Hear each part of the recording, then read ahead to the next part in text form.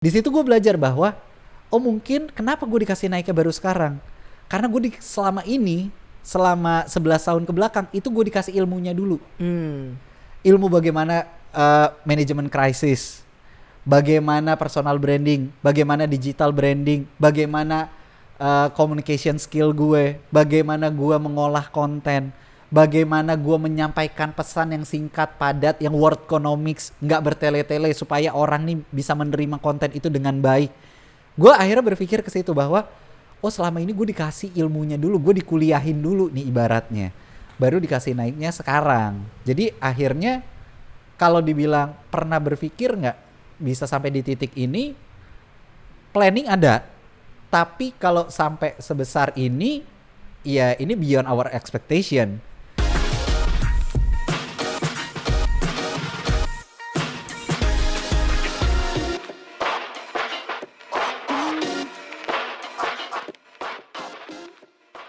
Hai guys, balik lagi di podcast Banyak Kata by Binus University. Hari ini gue Nate Binusian dari DKV New Media bakal nemenin kalian nih selama kurang lebih ya 45 menit ke depan lah.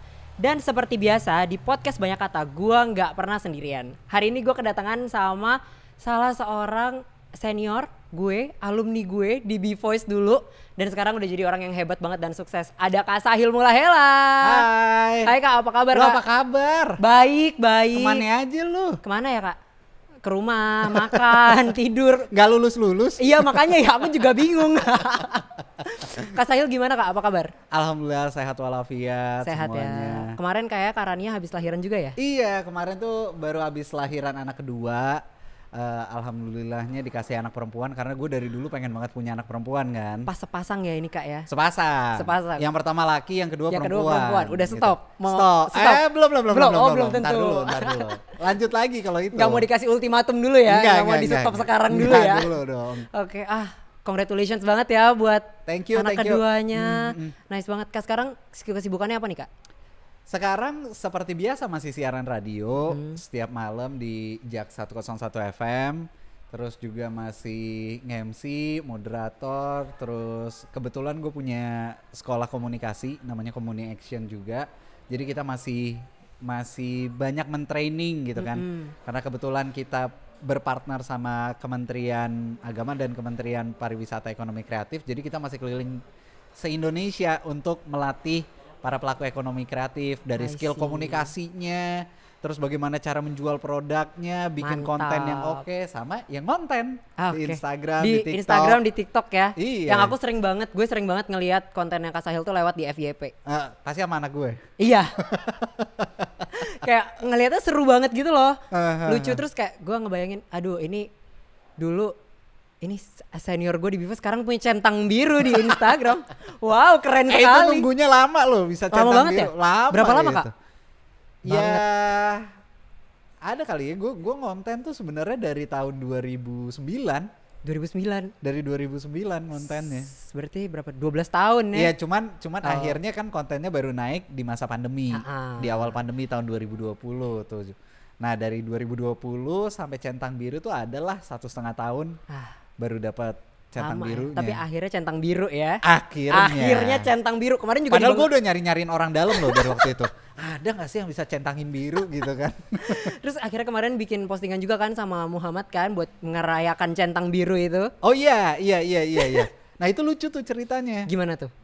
Jadi kan ceritanya gue dapet centang biru nih. Pas gue dapet centang biru itu gue merayakan lah. Gue bikin konten joget-joget. Tiba-tiba gue lagi joget sama anak gue nih Muhammad. Tiba-tiba bini gue datang. Terus anak gue ngomong, bunda belum centang biru. Karena emang si Rania bini gue itu dia belum centang biru saat itu. Gak taunya pas konten itu naik sekitar 3 jam, Ranianya centang biru juga kan, jadi gak relate kan kontennya kan. Orang begitu ngeliat, apaan nih udah centang biru kok Ranianya udah centang biru. Jadinya ya gitu, berselangnya tuh cuman berapa jam doang antara gue dapat centang biru paginya, sorenya Rania dapat centang biru. Berarti tinggal nunggu Muhammad dapat centang biru juga ya? Nah itu masih susah kayaknya. Masih susah. Dia mau konten yang manage bapaknya. Oh bapaknya juga manajernya Muhammad ya ceritanya. Iya dong. Nah kemarin tuh ada satu konten yang sempat viral tuh kan. Yang membuat gue juga bernostalgia gitu waktu ngelihat itu. Konten waktu lu lagi ngebercandain Rania. Heeh. Waktu itu kan B-Voice kan memang ada kayak Oh, kita yang team building. Tim buildingnya B-Voice Team kan. buildingnya B-Voice, Nah itu tuh ya. kok bisa sih masih ada videonya? Nah, jadi ini lucu juga nih. Team building B-Voice yang kita adain setiap tahun itu yang selalu di bawah pengawasan kampus, itu kan kita selalu bikin itu. Nah, ketika lu dulu juga mungkin pernah ngalamin ketika lu disuruh siaran dan segala macamnya, Iya, betul. ketika lu nggak bisa kan ada punishment-nya Iya, kan. Punishment-nya itu kan semua lucu-lucuan kan. Nah, ketika kita udah ngelakuin itu, pada saat akhirnya gue ketemu sama Rania, bini gue yang which is junior gue di B-Voice. Terus pas kita mau nikah tuh gue mikir, ini ada nggak ya dulu videonya? Karena gue inget banget pernah bercandain dia suruh dia nyari pacar tapi ngomong ke kamera. Karena waktu itu gue yang ketuain acaranya kan. Cari nggak ketemu videonya. Tadinya mau kita putar pas nikahan. Pas nikahan mau kita putar karena momen anak B-Voice semua pada kumpul di situ kan. Cuman ternyata kok nggak ada videonya. Ya udah, akhirnya tiba-tiba waktu itu ada salah satu junior gue yang seangkatan sama Rania sama bini gue, namanya Wisnu. Nah pas dia lagi promo, dia mau ngeluarin single lagu kan. Terus dia bilang, lu mau lihat nggak video-video dulu waktu kita team building? Dia bilang kayak gitu. Ah serius lu masih ada? Gue dari dulu nyariin tau. Terus gue cari yang part itu, ketemu gue posting lah di TikTok dong. Gue posting di TikTok and then viral banget sampai puluhan M yang lihat gitu kan. Karena berawal dari kita team building awalnya sampai akhirnya menikah dan akhirnya gue yang di ospek seumur hidup sama bini gue. Sampai sekarang. Jadi komennya netizen tuh pada, oh pantesan bini lu ngamuk-ngamuk, ternyata dulu tuh suka lu bercandain. Balas dendamnya tuh seumur hidup.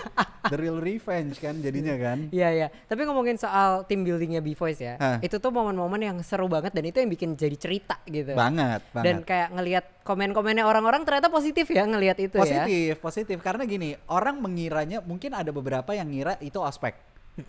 Padahal kita dari BINUS nggak boleh sama sekali, nggak ada ospek-ospekan sama sekali kan. Dan semuanya itu dipantau undernya BINUS kan. Jadi memang di sana tuh kita team building, ada orang kampusnya juga, melihat kegiatannya seperti apa, momen lucu-lucuan itulah yang akhirnya jadi cerita kan. Iya benar. Nah momen itu ternyata relate banget sama kehidupan sekarang, makanya ketika itu dikontenin ya seketika viral gitu. Dan langsung booming banget ya waktu itu ya.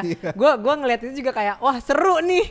Ini jangan-jangan momen-momennya Kak Sahil jatuh cinta itu. Enggak. Oh enggak ya? Enggak lah, dia duluan. Oh dia duluan. Oh Rania dulu yang jatuh cinta sama Kak Sahil. Terus dikejar-kejar di kampus ini ya Kak ya? Di kampus ini. Ini saksi bisu kampus ini tau gak? Belum ada tempat ini dulu, belum ada. Ini dulu masih kantin. Ini dulu kantin. Kita makan di sini segala macam. Tapi ya karena gue nggak pacaran ya sama dia ya, jadi nggak pernah melewati masa-masa berduaan di kampus. Sama yang lain ngelewatinnya.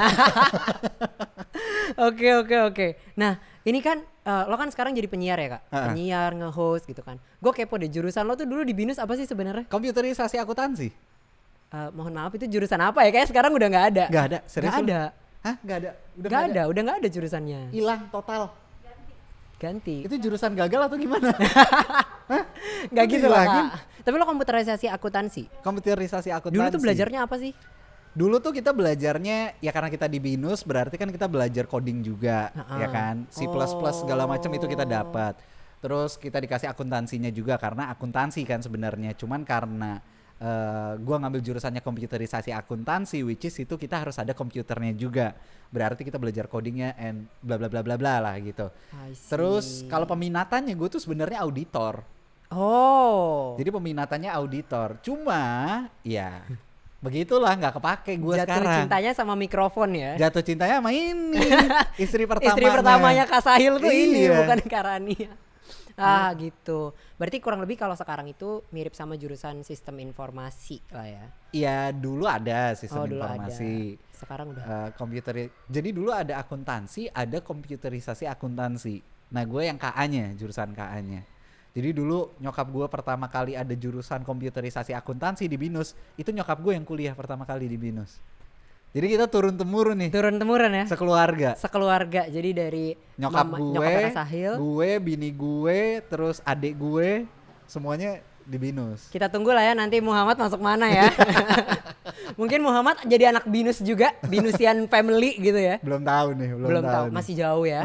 Masih jauh banget. Nah, Kak, kan lo ikut B-Voice waktu di kampus ya? Waktu lo masih mengambil jurusan komputerisasi akuntansi itu. Sempat ngerasa salah jurusan gak sih? Dulu sebelum ada Markom, gue nggak pernah ngerasa salah jurusan. Oke. Karena dulu zaman SMA tuh gue ngerasa kayak, wah akuntansi gue tuh bagus banget. Nilai gue tuh 9, 10 mulu waktu zaman SMA. Akhirnya begitu masuk ke BINUS, ya pilihan pertama gue adalah akuntansi. Keterima lah di komputerisasi akuntansi.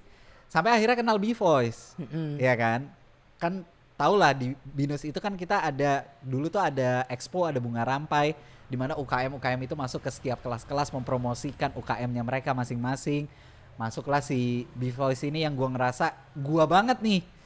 Karena banyak ngomong, terus dia ini petakilan, ya kan? Iya benar. Masuk sendiri ke kelas nggak ada yang pakai alma mater anak-anaknya karena pakai atribut radio dan segala macamnya. Gue ngerasa wah ini kayaknya gue banget. Padahal dulu gue nggak suka radio.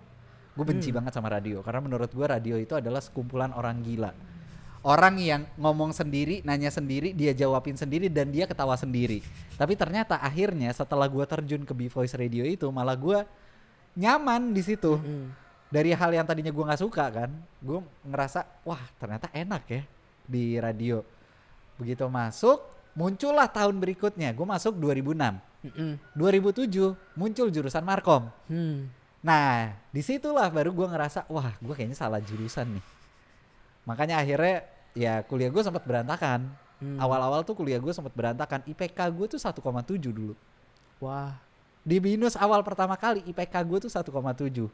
Oh. Tapi akhirnya ketika disuruh sama dulu kita ada SCDC kan, kalau kita mau jadi ketua pengurus lah ya. Pengurus radio kampus atau pengurus UKM ada minimal IPK dulu 2,25. Jadi akhirnya gue kejar terus, gue semester pendek lah segala macam. Karena motivasi itulah dari radio akhirnya nilai gue nggak pernah turun lagi, naik sampai akhirnya gue lulus 3,5 tahun. Mantap, gitu. Keren banget loh Kak Sahil. Akhirnya kepilih jadi si ketua B-Voice itu. Dan akhirnya mengospek Karania ya, mengospek ya tandanya. Mengospek dan diospek. Dan diospek sekarang gantian. Nah, lo akhirnya memutuskan untuk berkarir di dunia radio, ngikutin UKM ya, nggak ngikutin jurusan. Sempat ada penolakan gak sih dari orang tua atau disupport aja? Oh pasti. Jadi memang orang tua gue tuh dari dulu basicnya kita properti. Keluarga kita tuh kuat banget di properti, keluarga kita kuat banget di bisnis. Terus orang tua gue tuh pada, ya namanya orang tua kolot gimana sih? Kayak lu ngapain? Radio tuh lu mau jadi apa? Ya kan? Lu bisa menghasilkan apa di radio? Nah gue pada saat itu egoisme gue nih tinggi banget kan, kayak gue pengen memenuhi apa yang gue pengenin dong. Akhirnya gue coba terus karena baru masuk B-Voice setengah tahun, tiba-tiba ada kesempatan untuk siaran di radio swasta dan gue kepilih mewakili angkatan gue waktu itu tahun 2006. Gue sendiri siaran di Global Radio. Pada saat siaran di Global Radio itu menghasilkan duit kan, walaupun nggak seberapa. Tapi akhirnya gue bisa menutupi uang jajan gue yang gue nggak minta sama bokap nyokap lagi. Akhirnya gue nge-MC lah segala macam sampai akhirnya gue dipercaya sama BINUS. Semua event BINUS itu pada saat gue masih kuliah itu gue yang megang. Yang MC itu adalah gue sama Arin. Berdua. Lo boleh tanya deh sama Pak Kosmos dan segala macamnya, mereka pasti tahu banget. Pokoknya dari event, kecuali event-event yang rektorat yang resmi itu bukan. Tapi event-event yang santai itu dipegangnya sama gue sama Arin. Jadi dari dulu kita belum ada extension kampus Anggrek sampai kita ada, yaitu kita semua yang pegang. Nah di situ kan mulai menghasilkan kan, nge-MC sana sini, dapat uang, baru bokap nyokap di situ ngelihat bahwa oh ini anak bisa nih, Akhirnya ya udah mereka mulai mempercayakan itu, bahkan akhirnya mereka yang mempromokan ke teman-temannya bahwa anak gue MC nih. Anak gue penyiar radio nih, lu butuh MC, ya ini panggil anak gue. Ya udah mulai dari situ. Jadi memang awal penolakan gede banget, gelombang penolakannya tuh gede banget. Cuman ya sekali lagi lo ditolak, balas dendamnya bukti. Ya, itu betul. Aja. Oh, oke. Jadi ya namanya orang tua lah ya Kak ya. Iya. Pasti dia butuh lihat dulu nih anak gue beneran bisa nggak nih di bagian ini gitu. Apalagi pas gue di radio kampus nilai gue kan berantakan.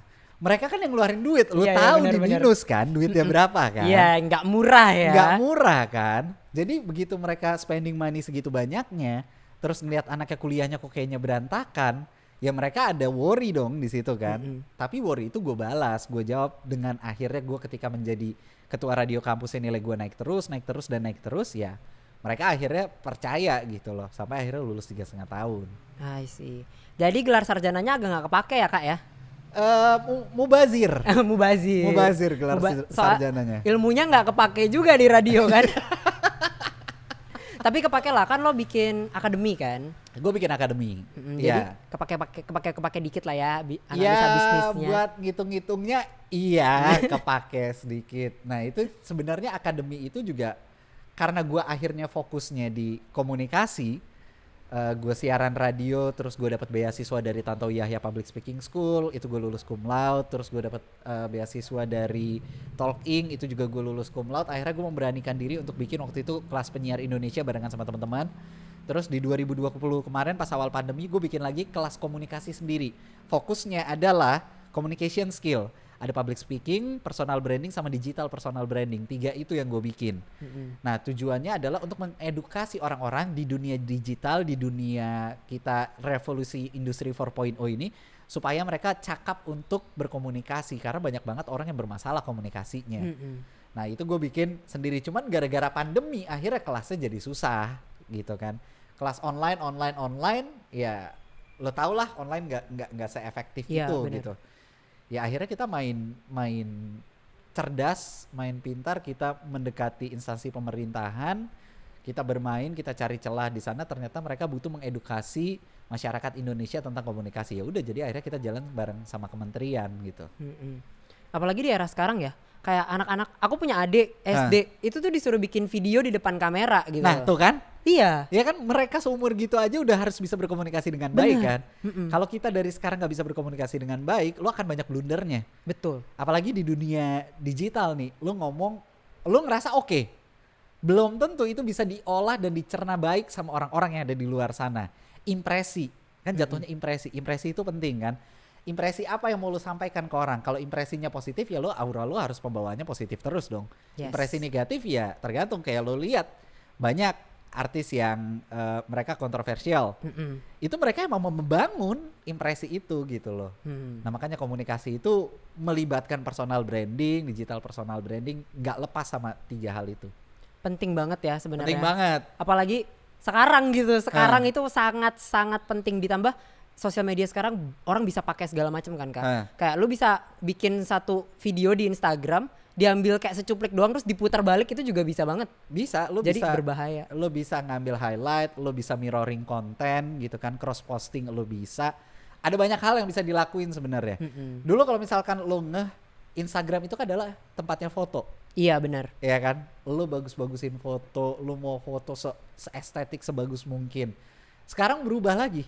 Ya kan, dalam waktu ketika muncul TikTok, yang tadinya TikTok identik dengan joget-jogetan, tapi sekarang munculnya sebagai tempat edukasi, tempat lo nyari informasi dan segala macamnya. Instagram pun berubah. Ya kan, sampai akhirnya sekarang dia bukan lagi base-nya adalah foto, tapi base-nya sekarang adalah video. Iya, gitu. banyak banget sekarang konten video di Instagram. Jadi kalau lo nggak ngikutin perkembangan, ya lo mati gitu aja. I see. Keren sih, maksudnya bisa membuat karya di tengah pandemi itu keren banget. Kayak lo pernah kebayang gak sih Kak? Gak pernah. Gua tuh sebenarnya gini. Nih buat Binusian kan? Manggilnya Binusian kan? Binusian. Binusian, oke. Buat Binusian tuh jadi sebenarnya gue konten dari 2009. Macem-macem gue nyobain konten, mulai dari foto lah, bla bla bla bla bla, sampai akhirnya gue nikah sama bini gue. 2018 kita bikin konten pakai taksi namanya. Jadi bini gue ceritanya supir taksi online. Gue penumpangnya yang banyak tingkah lah, minta ini itulah. Gak pernah naik kontennya. Banyak yang nge-views, iya.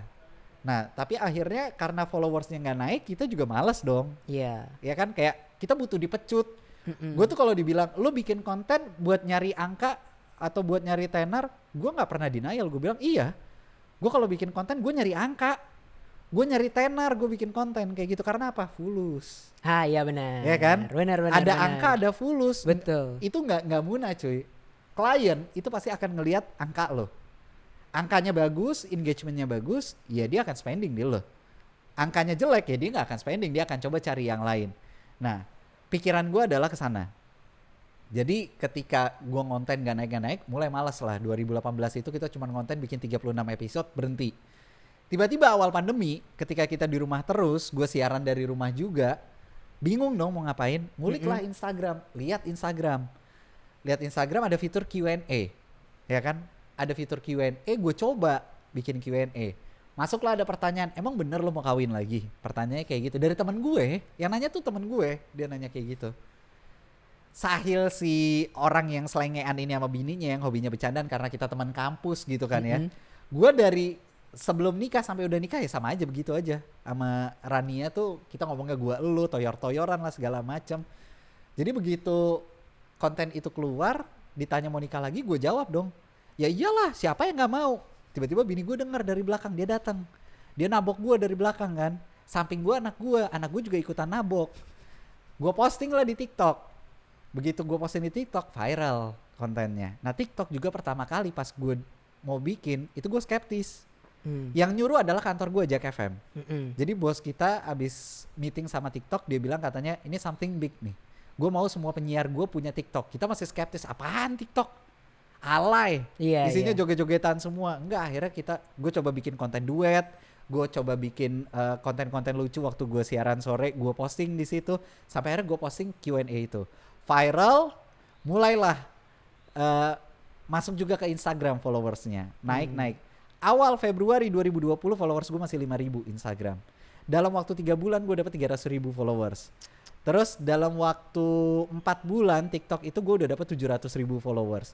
Nah mulai dari situlah kita akhirnya fokusin. Ngerasa bahwa begitu ada followers naik, endorsement oke, terus campaign klien juga oke. Wah kita bilang ini bisnis lagi nih, ini peluang bisnis, ini yang dari dulu kita pengenin.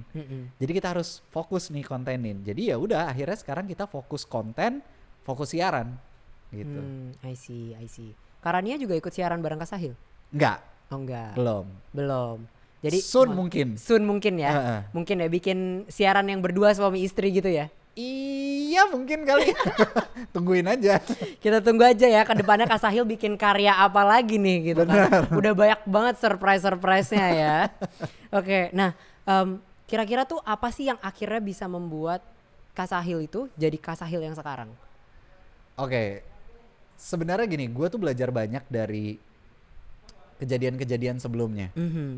Dulu gue ngebet banget pengen tenar. Dulu gue ngebet banget pengen jadi orang yang dipandang. Gak pernah kesampaian. Oke. Tapi gue kayak dikasih cobaan, kayak gue ngelewatin ini itu, ngeliatin banyak orang yang gagal, ngeliatin bagaimana orang blunder dan segala macam, sampai akhirnya di tahun 2020 Allah kasih gue naik, ya kan? Dikasih rejeki nih gue sama bini gue dikasih naik. Di situ gue belajar bahwa oh mungkin kenapa gue dikasih naiknya baru sekarang? Karena gue selama 11 tahun ke belakang itu gue dikasih ilmunya dulu. Ilmu bagaimana manajemen krisis, bagaimana personal branding, bagaimana digital branding, bagaimana communication skill gue, bagaimana gue mengolah konten, bagaimana gue menyampaikan pesan yang singkat, padat, yang word economics, nggak bertele-tele supaya orang nih bisa menerima konten itu dengan baik. Gue akhirnya berpikir ke situ bahwa oh selama ini gue dikasih ilmunya dulu, gue dikuliahin dulu nih ibaratnya, baru dikasih naiknya sekarang. Jadi akhirnya kalau dibilang pernah berpikir nggak bisa sampai di titik ini, planning ada, tapi kalau sampai sebesar ini, ya ini beyond our expectation. Terus juga kalau ditanya apa yang bisa bikin gue seperti ini adalah satu, gue punya ambisi yang harus gue capai dengan cara yang baik. Jadi memang dari dulu gue dimanapun, kalau gue ngajar, kalau gue seminar, ketika ditanya lo mau terkenal gak sih, kan orang biasanya denial, enggak, gue mau, karena itu kelebihan lo harus sadar apa kelebihan dan kekurangan lo. Nah kelebihan gue adalah gue bisa ngomong depan orang, dan ketika gue ngomong depan orang semua mata orang tertuju sama gue. Gue bisa menghibur orang. Kalau gue mau terkenal, gue bisa terkenal. Nah makanya tujuan gue tuh waktu itu di situ. Caranya gimana? Ya gue cari terus caranya. Jadi konsistensi itu yang menurut gue bisa membuat gue sampai akhirnya ada di titik ini. Ini bukan titik sukses ya. Ini maksudnya adalah salah satu rest area pencapaian. Masih banyak pencapaian-pencapaian lain di luar sana. Masih banyak yang lebih gede dari gue, jauh.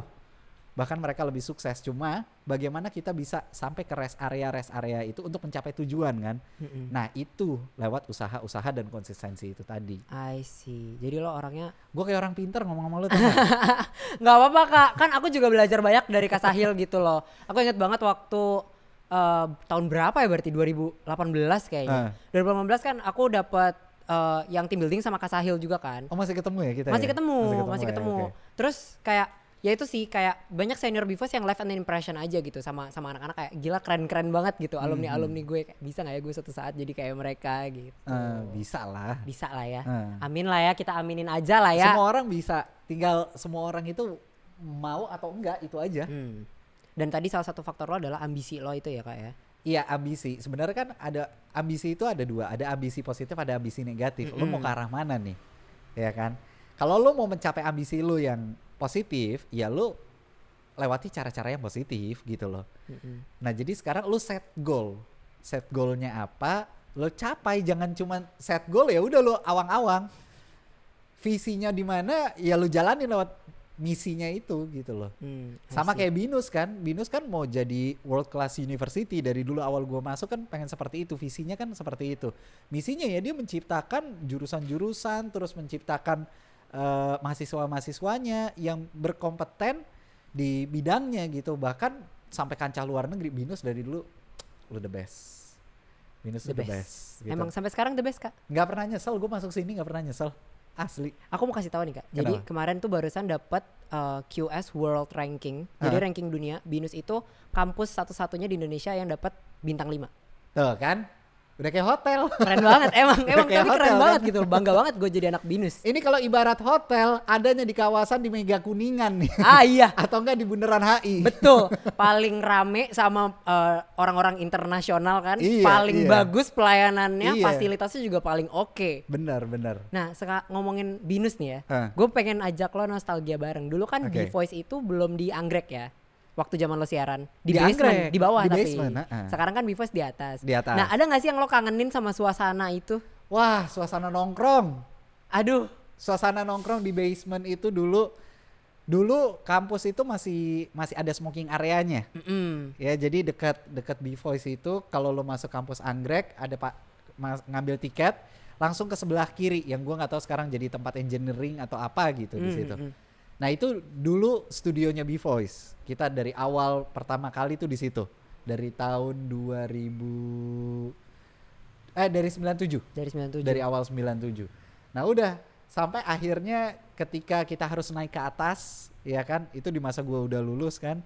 Terus di masa gua waktu ngurusin supaya B-Voice ini bisa jadi FM, kita ngurusin sama Pak Elijen, sama Pak Paulus, sama Pak Kosmos, sama Pak Rektor. Dulu dari rektornya Pak Gerardus Pola, terus kita sama Pak Haryanto Prabowo, itu kita ngurusin semuanya. Sampai wah banyak banget deh kenangan-kenangan yang dikangenin dari Binus tuh luar biasa. Tadi begitu diundang ke sini aja, gue pertama masuk, gue langsung bilang, gue mau kampus tour dulu dong. Kangen banget gue, karena gue dulu kuliah dapat juga kan di Syahdan sini kan. Terus kalau kita expo bunga rampai juga kan di sini di dulu depan kan. Jadi kayak, aduh. Dulu nih tempat gue pacaran. Sini nih. Udah ada spot-spotnya ya? Udah ada spotnya. Udah di ini juga, udah di foto-fotoin. Udah. Dikirim ke istri kayak. Lo inget gak dulu di sini lo ngapain gue gitu? Ngapain kesannya ngapain lo? Maksudnya ngapain kayak Kak nyubit apa gitu kan? Kan katanya Karania suka ngebully Kak Sahil kan? Gue ngebully. Sekarang gue dibully setelah gue jadi suaminya. Berarti dulu waktu di kampus Kak Sahil yang ngebully Karania? Iya gue yang ngebully dong. Sekarang udah bisa dibully balik. Dibully terus. Nah Kak, kan tadi banyak banget ya memori yang ada di Binus, memori yang sama B-Voice gitu ya. Pasti ada suka dukanya dong. Nah suka dukanya apa sih Kak yang lo alamin waktu lo ngikutin organisasi? Waktu gue ikut organisasi itu ya dukanya nilai gue berantakan banget ya. Karena gue fokusnya ke organisasi jadinya. Sampai dekan gue itu Pak Sablin Yusuf, dekan Fasilkom, beliau tuh bilang, waktu semester 4 gue dapat mata kuliahnya. Beliau tuh bilang, kalau nyari Sahil nggak ada, carinya di basement. Itu di B-Voice. Saking gue jarangnya masuk kelas. Itu sampai segitunya. Terus ya entah kenapa akhirnya gue nggak enjoy sama bidang gue sebagai auditor gitu loh, sebagai seorang akuntan. Dukanya di situ, padahal dulu orang tua gue udah spending money segitu banyaknya, mereka berharap gue bisa menjadi auditor gitu kan. Cuman karena nggak bisa ya itulah. Tapi kalau sukanya ya lo tau lah, masa kuliah masa-masanya seneng banyak banget, apalagi organisasi gitu kan, ketemu sama banyak orang, kumpul di B-Voice tuh kita bisa sampai nginep-nginep dan segala macemnya kan. Itu adalah momen-momen yang bener-bener dikangenin gitu. Dulu di B-Voice bisa nginep Kak? Iya bisa, apalagi karena gue ngekos di sini dan waktu itu gue masih ngechat B-Voice. Gue ngechat waktu itu nggak pakai tukang, gue ngechat sendiri. Jadi gue sama tim gue, sama pengurus gue. Jadi malam belum selesai ya kita sampai pagi, kita ngerokin tembok, kita ngechat gitu. Macam-macam lah, apalagi kalau habis event kecapean, pada tidurnya di situ gitu loh. Iya, B-Voice dulu aku dapat kabar juga katanya sih B-Voice dulu waktu di basement bisa dipakai bobo ya. Bisa dipakai bobo. B-Voice yang sekarang nggak bisa dipakai bobo, nggak di atas. Bisa karena di atas. Iya, sekarang. Aduh. Aku tidak merasakan B-Voice basement. Masih ada nggak Kak foto-foto di B-Voice basement situ? Oh banyak banget. Banyak banget ya? Banyak banget. Nanti mungkin foto zaman kuliah tuh nggak pernah kita hapus. Tetap ada ya. Tetap ada. Buat memori gitu ya. Memori banget. Ketawa-ketawa bareng lah ya. Asli. Nah, gue kepo banget sih Kak dengan kayak lo tadi bilang lo banyak self branding kan. Nah, gimana sih caranya kita tuh sebagai pengguna internet ya, itu tuh tetap eksis gitu di sosmed. Oke. Pertama yang harus lo lakukan adalah lo mengenali diri sendiri. Bagaimana cara mengenali diri sendiri ini yang paling banyak pertanyaannya muncul. Cara mengenal diri sendiri itu adalah melakukan apa yang lo takutin. Semakin banyak lo melakukan apa yang lo takutin, semakin lo tahu kapabilitas diri lo. Lo tahu kelemahan lo di mana, lo tahu kekurangan lo di mana. Kedua, yang harus lo lakukan adalah mind mapping. Mind mapping diri lo. Jadi lo membuat 5W1H-nya. Sahil Mulahela 5W1H-nya apa? Sahil tuh orangnya seperti apa, karakternya gimana. Itu gue tulis satu persatu. Pakai aplikasi, ada aplikasinya namanya Xmind. Gue pakai itu, gue tulis Sahil orangnya pengen terkenal. Kenapa pengen terkenal?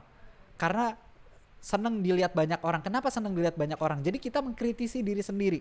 Kelebihannya apa, kekurangannya apa, 5W1H-nya. Begitupun ketika gue membuat konten, gue membranding keluarga gue dengan nama The Camels. Kenapa The Camels?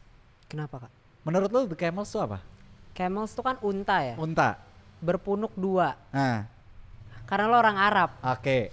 Karena dari zaman gue SD sampai gue kuliah sampai gue kerja gue selalu dipanggilnya onta. Itu hinaan. Iya kan? Oke. Tapi gue jadikan hinaan itu sebagai branding gue. Sebelum orang menghina gue sudah menghinakan diri gue. Tapi gue jadikan itu sebagai branding. Nah ketika itu gue jadikan brandingan, itu melekat di orang. Oh Sahil The Camels, Rania The Camels, Muhammad The Camels, gitu kan. Nah konten yang gue bikin untuk The Camels itu juga gue main mapping. The Camels itu seperti apa karakternya, 5W1H-nya. Sahil karakternya gimana, Rania karakternya gimana, Muhammad karakternya gimana. Itu kita turunin satu persatu. Jadi ketika kita mau bikin konten, kita gak akan pernah keluar dari jalur itu. Roots-nya kita adalah family comedy. Nah family comedy yang seperti apa? Yang punya karakter. Sahil karakternya takut sama bini. Bininya Sahil orang yang berani, yang kalau ngebacot suka seenaknya. Muhammad anak gue yang suka nyeletuk. Nah 3 hal ini kita padu-padankan. Ada konten apapun kita bikin plot twistnya sesuai dengan karakter kita. Mind mapping ya, jadi lo mengenali diri sendiri dengan melakukan apa yang lo takutin. Yang kedua adalah lo mind mapping. Yang ketiga adalah lo memanage, how to manage your content. Supaya apa? Lo kadang lagi ada semangat banget nih untuk bikin konten. Sehari lo bisa bikin 5 konten. Lo posting hari itu semua, lo gak punya banking. Iya benar. Konten sehari cukup 1. Tapi konsistensi itu ada. Nah itu yang dibutuhkan sama orang-orang. Ya kan, supaya lo ada. Oh tiap hari dia ada postingan. Makanya gue scheduling konten. Nah sekarang, kalau dulu gue biasanya, karena gue bikin kontennya Q&A. Sekali Q&A gue bisa menjawab 20 pertanyaan. Seminggu itu gue cuma ngeluarin 5 konten. Berarti dalam sekali Q&A gue punya banking untuk 1 bulan konten. Ya kan, karena ada 20 pertanyaan. Nah, tadinya gue seminggu 5 kali. Cuma akhirnya sekarang gue kurangin. Gue kuranginnya tapi gue selang-seling. Senin gue di Instagram, Selasa gue posting di TikTok, Rabu di Instagram, Kamis di TikTok, Jumat Instagram, Sabtu di TikTok, Minggu gue liburin. Nah itu yang kita atur. Yang penting sehari satu konten, nggak keluar dari rootsnya kita. Sesuai dengan jati dirinya The Camels itu seperti apa. Nah itu yang kita jalanin, how to manage kontennya. Karena kita nggak tahu kapan kita males, kita nggak tahu kapan kita mentok.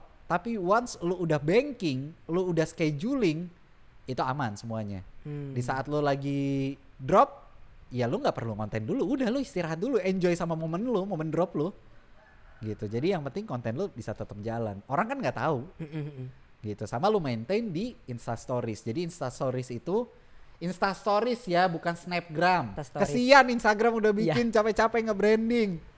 Insta Stories itu gunanya adalah untuk memaintain followers lama kita, biar mereka tahu kita tuh selalu ada. Feed, Instagram feed atau Instagram Reels itu untuk mengcapture followers baru untuk datang ke kita.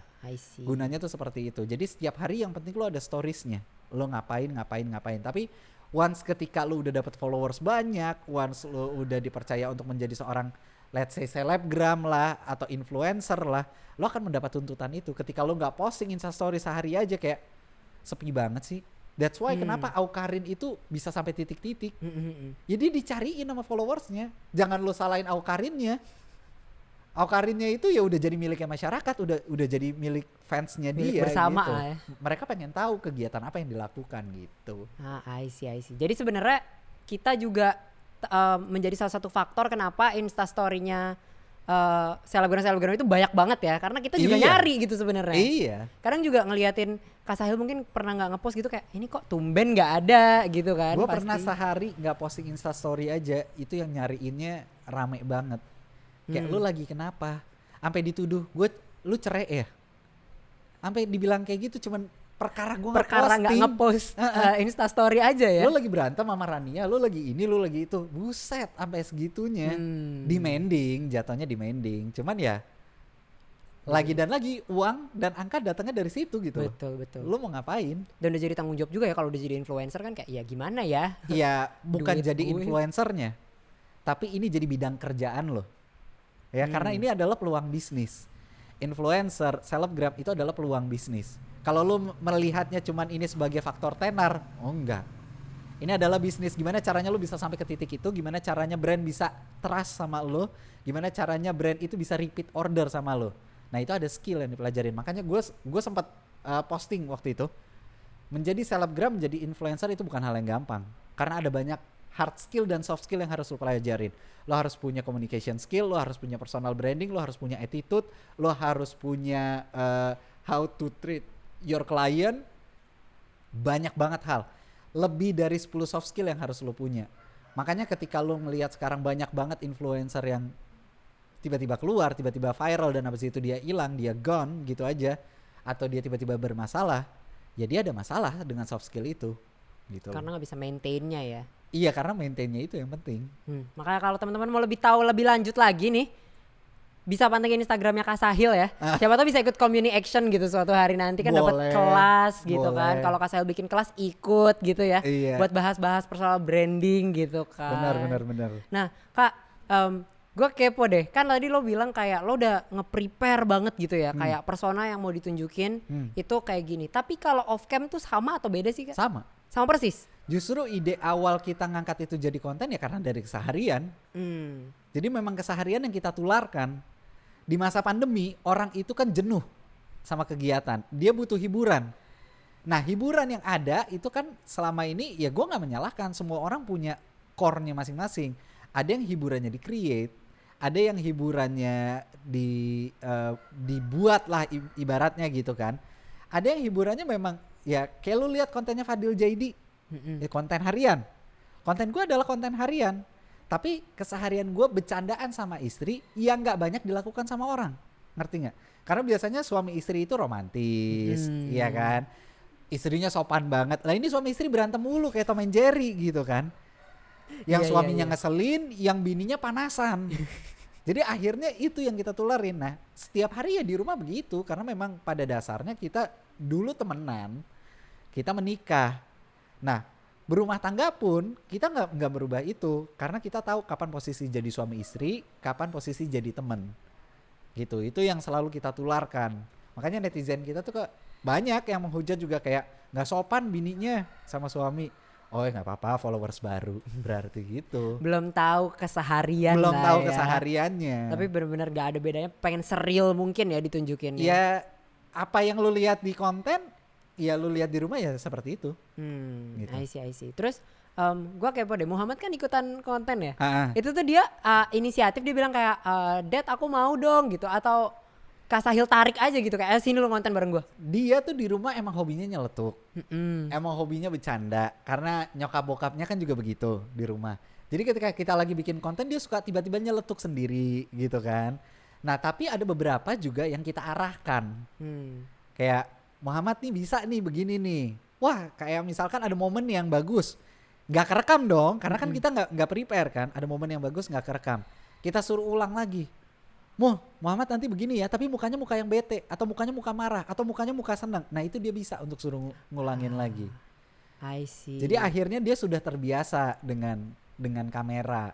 Dia akhirnya ya sekarang dia setiap kita bikin konten Q&A itu setiap hari Rabu kan. Dia selalu hari Rabu nih Dad aku pengen bikin video lucu-lucu dong. Dia kayak gitu. Udah inisiatif ya. Dia udah inisiatif. Dari yang awalnya nyeletuk diarahin sekarang udah inisiatif ya. Iya, dia tuh seneng banget adalah ketika dia dapat endorsan mainan terus. Toys Kingdom nih nempel banget ke dia kan. I see. Jadi ngendorse mainan terus, Lego lah dan segala macamnya. Nah dia tuh happy banget. Jadi dia merasakan bahwa dengan gue bikin video lucu, ada take and give-nya. Ada gift yang didapat sama dia nih. Gue dapat mainan loh, oh gue bisa ngendorse loh, gue bisa begini. Dia belajar ngendorse akhirnya. I see. Dari kecil emang udah mendarah daging lah ya.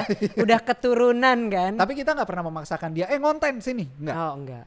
Kalau dia lagi bad mood ya udah lepasin aja. I see. Nanti adiknya disuruh ngonten juga? Belum tahu. Belum tahu. Tapi belum kita keluarin sampai sekarang karena umurnya belum 40 hari, masih terlalu kecil. Jadi gue belum nunjukin muka juga. Tapi aku lihat sih di Instagram kayak udah lihat beberapa sneak foto sneak peek sama Karanianya kayak aduh kayaknya gemes deh ini yang satunya. Soalnya Muhammad kan gemes banget ya. Aku ngeliatnya kayak gemes banget gitu. Nah Kak, lo ada rencana gak sih buat kedepannya kira-kira mungkin mau bikin konten YouTube gitu, The Camels? YouTube ada gue dari dulu. Ada. Dari dulu ada, dari kita naik juga kita bikin Getting Close with the Camels kan. Cuma balik lagi ya. Banyak. Lo lebih pengen fokusnya kemana? Yang di maintain banyak ya. Gue saat ini fokusnya ke Instagram sama ke TikTok karena menurut gue itu yang paling menghasilkan. Buat gue saat ini ya. Tapi kan buat orang lain kayak misalkan lo lihat Arif Muhammad, lo lihat Deddy Corbuzier, itu kan pada fokusnya di YouTube. Mereka menghasilkan banget dari sana gitu kan. Setiap orang punya jalurnya masing-masing. Nah gue mungkin saat ini gue masih di Instagram dan TikTok. Jadi YouTube gue masih agak terbengkalai. Adalah postingannya ada, tapi nggak kita fokusin banget gitu. I see. Jadi kalau buat further plan-nya nih mungkin pengen bikin apa lagi gitu, ada nggak? Nextnya ada untuk di YouTube nih memang ada plan-nya, tapi nunggu studio gue jadi. Karena kita lagi bangun studio jadi, kita akan fokusin ke YouTube juga. I see. Sama gue lagi expanding tim kan, lagi bikin tim kreatifnya, editornya dan segala macemnya. Itu yang paling penting. Karena kalau lo udah fokus untuk konten, lo sendiri doang, mati lo. Tepar lo. Kerja tipes ya. Iya, apalagi lo ada klien dan segala macam, lo ada kebutuhan iklan lah, bla bla bla bla bla bla. Nah, itu puyeng banget. Apalagi kan kerjaan lo nggak cuma konten doang ya Kak. Itu kan dia. Ada kerjaan lain. Itu dia. Menjadi suami juga kerjaan kan. Banget. Apalagi istrinya ngebully Begitu. terus. Tetap jadi kerjaan yang harus ada waktunya tersendiri lah ya Kak ya. Iya. Nah gue pengen ngajak lo main sebenarnya habis ini. Tapi sebelum itu gue pengen nanya dulu nih. Kira-kira ada gak sih lo pesan untuk teman-teman mungkin yang lagi nonton nih. Yang mikir kayaknya gue salah jurusan deh, atau buat teman-teman yang berpikir kalau ini kenapa kerjaan gue nggak sesuai ya sama jurusan kuliah gue, ada nggak sih pesan-pesan untuk teman-teman yang nonton? Buat binusian yang mungkin sekarang lagi ngerasa salah jurusan, lo nggak salah kok. Yang salah itu adalah kalau lo ngerasa salah jurusan tapi lo nggak mencari tahu jurusan yang tepat buat lo tuh apa. Jadi ketika lo ngerasa salah, lo harus terus mencari. Ya bukan berarti lu mengabaikan jurusan yang ada, enggak. Lu tetap tekunin, jalanin aja. Sambil lu tetap mencari jati diri lu tuh seperti apa. Gue nih orangnya kayak gimana. Cara nyarinya gimana? Lakuin apa yang lu takutin. Gue udah ngalamin. Gue gak suka sama radio, gue takut sama radio. Sekarang gue jadi penyiar radio. Dan gue hidup dari radio. Sumber penghasilan utama gue sebelum konten itu adalah radio. Gitu loh. Yang menghidupi gue dari sebelum gue nikah sampai gue punya anak itu dari radio. Dari hal yang gue takutin. Jadi kalau lo ngerasa salah jurusan, nggak apa-apa, enjoy aja. Tapi jangan bikin lo jadi terpuruk, tapi lo nyari. Nah, setelah lo nanti selesaiin jurusan ini, lo ambil, lo fokusin lagi ke jurusan yang lo rasa ini lo banget, gitu. Terus kalau lo ngerasa bahwa kerjaan lo ini nggak sesuai sama kerjaan lo, nggak apa-apa. Kenapa lo harus pusing?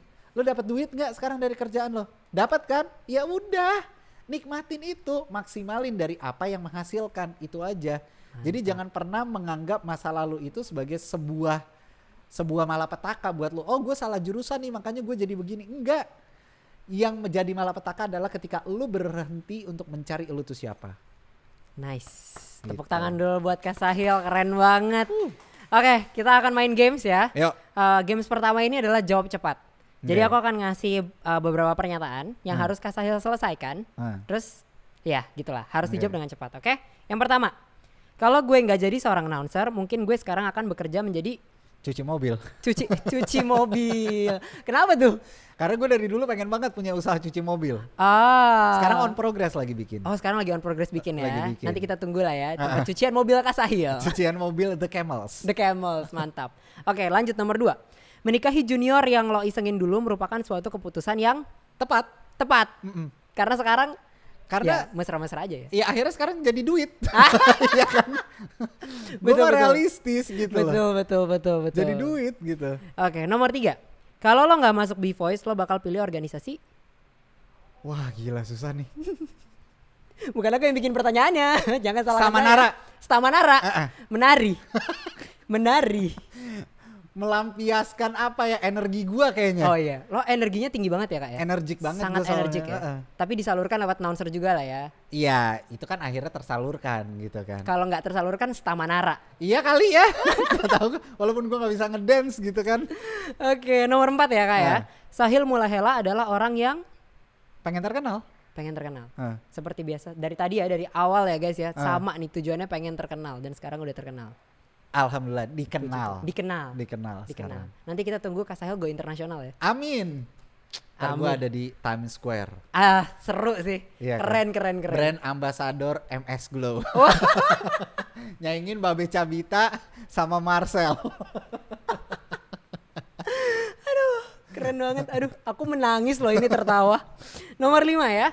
Terakhir sih ini pertanyaan jawab cepat terakhir. Okay. Apa yang orang lain gak tahu yang ada di diri seorang Sahil Mulahela? Gue tuh orangnya perfeksionis dan gue tuh orangnya gila kebersihan. Oh really? Really. Jadi yang lebih sering bersih-bersih rumah Kak Sahil? Gue nggak percaya pakai pembantu. Jadi di rumah maupun gue sekarang udah punya anak 2, di rumah itu yang ngerjain cucian, yang nyuci itu gue, nyapu ngepel itu gue, Rania itu ngurus dapur sama ngurus anak, terus urusan bebersih rumah tuh semuanya gue. Gue kalau nyuci mobil aja gue ragu dicuciin sama orang. Gue ngeliat TV miring sedikit gue nggak bisa. Gue orangnya OCD.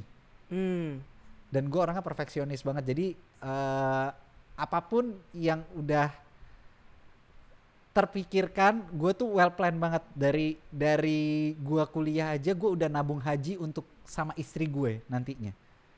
Gue punya tabungan jalan-jalan, gue punya tabungan dana darurat, gue punya tabungan bla bla bla, itu gue bagi-bagi. Jadi dari dulu tuh gue emang udah termanage seperti itu karena memang gue orangnya cinta kerapian dan kebersihan. Gitu. Terus kalau misalnya rencana lo ada yang nggak berjalan sesuai dengan rencana nih? Bete. Oke. Terus habis itu Ya apa? orang perfeksionis begitu. Iya bener sih. Kalau nggak sesuai sama apa yang dia pengenin ya dia bete. Nah itu kelemahannya orang perfeksionis. Makan hatinya gede. Gitu loh. I see. Oke, pertanyaan ini sudah selesai, sudah habis, dan aku mau masuk ke game kedua yaitu This or That. Oke. Jadi aku mau Kak Sahil milih antara yang satu atau yang lain. Oke. Kita mulai ya. Ya. This or That, B-Voice kampus. B-Voice. Iya sih, kelihatan banget sih emang jiwanya udah darahnya udah B-Voice banget. Tadinya tidur di B-Voice, nggak masuk kelas di mana dicarinya di B-Voice. Udah kelihatan banget sih. Aku udah tahu jawaban itu pasti B-Voice. Nah yang kedua nih, Pevita Pierce atau Rania? Pevita. Rania. Turut berduka cita Pevita Pierce. Kemarin bokapnya baru meninggal. Oh iya, turut berduka cita. Aku nggak di briefing sama sama produsernya, disuruh nanyain aja gitu. Oh tapi tadi hampir Rania. Hampir nyebut Pevita tapi tadi guys. Rania. Oh masih milih Rania ya. Rania lah. Tapi kenapa sih Kak kok katanya suka banget sama Pevita? Aduh. Yakin nih mau di on airin? Gak usah deh, jangan deh. Nanti ya kasihan editornya. Capek lo ngeditnya. Iya, ngeditnya capek, kayak mana yang boleh dimasukin, mana yang gak boleh dimasukin. Pokoknya Pevita sosok yang cantik luar dalam menurut gue. Dia juga. Serba bisa lah. Keren sih, cewek independen sih. Oke, lanjut ya Kak. Yeah. This or that, dosen galak atau dosen pelit nilai? Galak. Kenapa? Dosen galak nggak pelit nilai, gue butuh nilai. Karena nilai lo tadi kurang ya? Iya, gila. Dulu gue dapet dosen udah galak pelit nilai. Wah, gue inget banget dulu dosen apa ya? Gak usah gue sebut nama sih. CB kalau nggak salah, karakter building. Masih ada nggak sih? Masih ada. CB masih ada. CB masih ada. Dulu kalau gue telat, kalau dosen galak tuh enaknya gini. Gue tuh kan orangnya suka bercandaan, gue suka nyeletuk. Gue tuh jadi komti mulu di kelas dari semester 1 sampai selesai. Karena gue yang paling bacot di kelas dan gue dikorbankan sama anak-anak. Jadi ketika gue masuk telat dan segala macemnya, dosen ngamuk itu masih bisa gue bercandain. Tapi dosen pelit nilai susah. Lo mau kayak gimana pun lo susah untuk mendapatkan nilainya gitu loh. Makanya gue lebih pilih dosen galak. I see. Kalau dosen galak belum tentu pelit nilai. Dia mungkin cuman galak aja. Galak aja. Kalau nurut nilainya murah hati. Iya, gitu. bisa. Kalau dosen pelit nilai mau dia baik mau dia galak, susah. pelit nilai. Susah. Apalagi kalau nilai lu 74 gitu kan, nanggung banget kan. Dari C mau ke B kayak aduh ya Allah. Kejadian aku semester 1 ya, Bapak Ibu dosen yang melihat. Gue tiap semester. Oke, ini this or that terakhir ya Kak. Okay. This or that terakhir, siaran sendiri atau siaran berdua? Siaran berdua. Kenapa? Karena lu bisa lebih ekspresif. Kalau siaran sendiri ya begitu, lu bisa jadi diri lu sendiri gitu kan. Tapi ketika lu siaran berdua sama orang, lo akan lebih bisa komedi deh kalau gue segitu. Tapi sekarang siaran sendiri kan di rumah? Sendiri. Agak susah ya kalau siaran berdua ya? Oh enggak. Oh kalau berdua. Kalau berdua di rumah agak susah. Kalau berdua iya. Tapi yang siaran berdua mereka udah pada balik ke studio sekarang. Oh. Yang sendiri masih dari rumah. I see. Jadi gitu. Aman-aman lah ya anak-anak. Aman. Dan istri tidak terganggu dengan pekerjaan lah ya. Iya. Tapi masih nge-MC di luar juga? Nge-MC masih, kerjaan nge-MC jadi moderator, ngajar tuh masih, cuman nge-MC tuh masih banyakan online. Terus juga kalau moderator juga online gitu kan. Ini baru setelah PPKM level 3 ini kita menurun lagi, baru mulai lagi aktif lagi di studio atau di tempat-tempat MC-nya gitu. I see. Oke deh Kak. Thank you banget ya Kak hari Sama-sama. Ini udah mau diajak ngobrol bersama dengan aku. Thank you so much buat Binus, Banyak Kata ya? Banyak Kata yang udah ngundang. Akhirnya setelah 12 tahun balik lagi ke kampus ini. Nostalgia walaupun kampusnya lagi direnovasi gitu kan sekarang. Tapi seenggaknya gue bisa melihat kenangan-kenangan manis di kampus ini. Mengenang kembali masa-masa Rania ngejar-ngejar di kampus ini gitu kan. Iya. Bukan cuma Rania. Gitu. Bukan cuma Rania. Banyak. Kak Sahil ini emang laku banget ya dulu di kampus ya, dikejar-kejar. Enggak, kebetulan gue maksa. Oh maksa. Ngejar, lu suka sama gue gitu. Tapi gue ketemu sama Kak Sahil nih fun fact setahun sekali loh.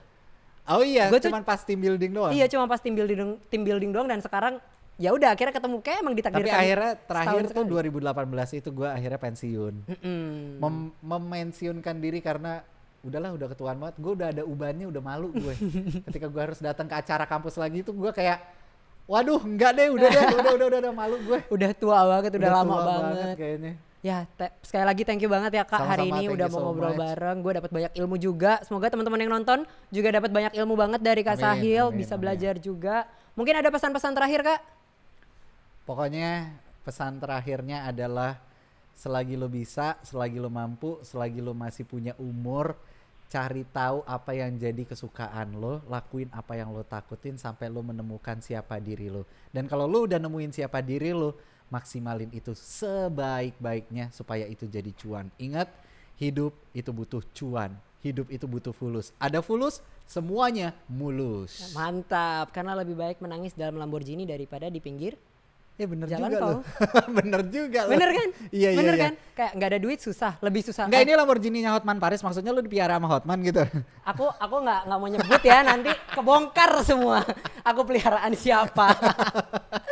Thank you banget Kak Sahil, thank you banget juga teman-teman yang udah nonton. Jangan lupa buat subscribe dan like channel YouTube kita. Kalau misalnya kalian ada suggestion, kita harus ngomongin apa lagi, langsung komen di bawah. Jangan lupa juga buat follow Instagramnya @binusuniversityofficial buat tahu update selanjutnya. Sekian dari gue Nate dan juga Kak Sahil. Kita pamit dulu, sampai ketemu next time. Dadah. Bye.